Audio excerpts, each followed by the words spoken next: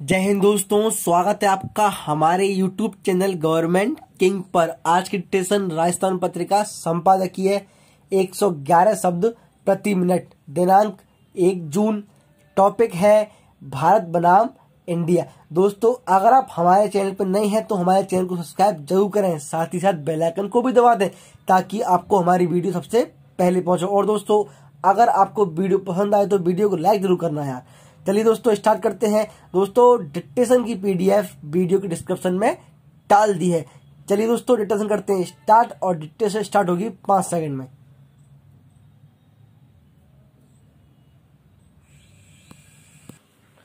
Ready. Supreme court में एक याचिका दायर कर मांग की गई है कि देश को इंडिया नहीं, भारत या हिंदुस्तान के नाम से संबोधित किया जाना चाहिए। इसके लिए सरकार को संविधान में संशोधन करने का निर्देश दिया जाए। सुप्रीम कोर्ट ने याचिका मंजूर कर ली है। इस पर 2 जून को सुनवाई होगी। भारतीय संविधान के पहले पन्ने पर भारत को एक संघ बताते हुए इसे दोनों नामों कोष्टक में भारत और इंडिया कोष्टक बंद से पुकारे जाने का उल्लेख है।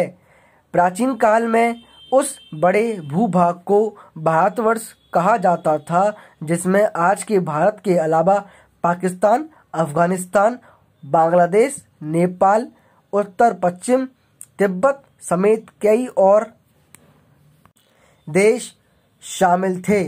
कालांतर में नए देश उभरते गए और भारतवर्ष से वर्ष का लोप हो गया। संस्कृत में भारत का अर्थ अग्नि भी है और सहन करने के साथ साथ भार उठाने की प्रतीक भी है। विदेशियों के आगमन के बाद शायद हिंदू घाटी सभ्यता और सिंधु नदी के कारण कोष्टक में इसे अंग्रेजी में इंडस कहा जाता है कोष्टक बंद। भारत को इंडिया भी कहा जाने लगा। अंग्रेजों के शासनकाल में तमाम सरकारी कामकाज इंडिया नाम से होते थे। आज़ादी मिलने के बाद भी हम इंडिया नाम से आज़ाद नहीं हो पाए।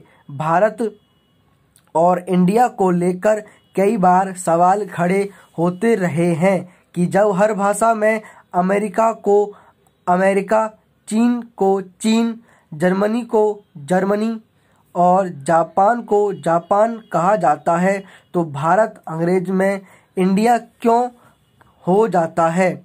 8 साल पहले लखनऊ की एक सामाजिक कार्यकर्ता ने सूचना के अधिकार के तहत यह सवाल पूछकर कि सरकारी तौर पर देश का नाम भारत है या इंडिया, तत्कालीन केंद्र सरकार को उलझन में डाल दिया था। प्रधानमंत्री कार्यालय से यह सवाल गृह मंत्रालय और वहां से संस्कृति विभाग होते हुए राष्ट्रीय अभिलेखागार को भेजा गया है।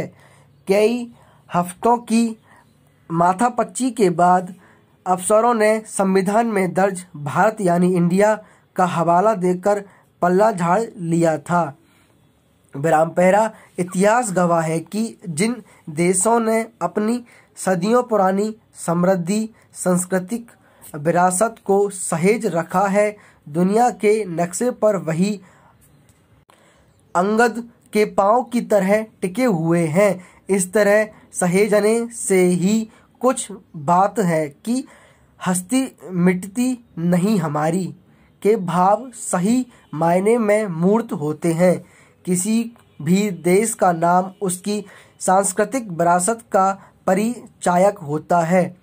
राष्ट्रीय अस्मिता और पहचान को 2 भागों में नहीं बांटा जा सकता। जब अपने राष्ट्रीय गान में हम भारत भाग्य विधाता का उद्घोष करते हैं तो उसे शान से अपने देश को सिर्फ भारत क्यों नहीं कहें। अंग्रेजी में इसे हम इंडिया क्यों कर देते हैं, जबकि भाषा के नियम के हिसाब से भी नाम सूचक शब्द अनुवाद में भी नहीं बदले जाते। हाल ही प्रधानमंत्री नरेंद्र मोदी ने आत्मनिर्भर भारत का नया नारा दिया है।